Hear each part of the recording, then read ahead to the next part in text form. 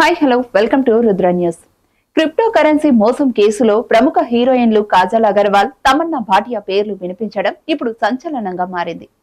తమిళనాడులోని పుదుచ్చేరికి చెందిన ఓ బాధితుడు 2.40 కోట్ల రూపాయలు మోసపోయినట్లు పోలీసులకు ఫిర్యాదు చేశాడు. పుదుచ్చేరికి చెందిన ఒక వ్యక్తి ప్రముఖ క్రిప్టో కరెన్సీ పెట్టుబడి కంపెనీలో భారీగా పెట్టుబడులు పెట్టాడు.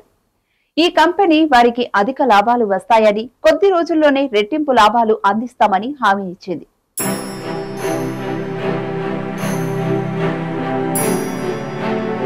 అయితే కొన్ని రోజుల తర్వాత కంపెనీ మాయమవ్వటంతో బాధితుడు మోసపోయినట్లు గ్రహించాడు. ఈ కంపెనీ ప్రచారం కోసం పలువురు ప్రముఖ నటీనటులను బ్రాండ్ అంబాసిడర్లుగా ఉపయోగించింది. ముఖ్యంగా కాజల్ అగర్వాల్, తమన్నా భాటియా ఈ కంపెనీ ప్రచార కార్యక్రమంలో పాల్గొన్నారని, వాటి ద్వారా ప్రజలను ఆకర్షించారని ఆరోపణలు ఉన్నాయి. దీంతో ఈ ఇద్దరు నాయికలను విచారణకు పిలవాలని పుదుచ్చేరి పోలీసులు యోచిస్తున్నట్టు సమాచారం.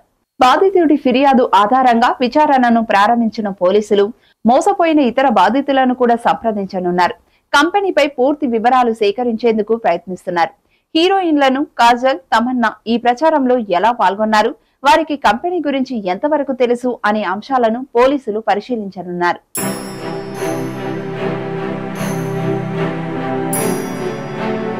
ఈ ఆరోపణలపై కాజల్, తమన్నా నుంచి ఇంకా ఎటువంటి అధికారిక ప్రకటన రాలేదు. వారు ఉద్దేశపూర్వకంగా ఈ మోసంలో భాగమయ్యారా, లేక కేవలం ప్రచారంలో మాత్రమే పాల్గొన్నారా అనే అంశంపై స్పష్టత రావాల్సి ఉంది. ఈ వ్యవహారం సినీ పరిశ్రమలో హాట్ టాపిక్ గా మారింది. విచారణలో నిజాలు ఏవి వెలుగులోకి వస్తాయో వేచి చూడాల్సిందే. ఇలాంటి మరో టాపిక్ తో మళ్ళీ కలుద్దాం. అంతవరకు చూస్తూనే ఉండండి రుద్ర టీవీ.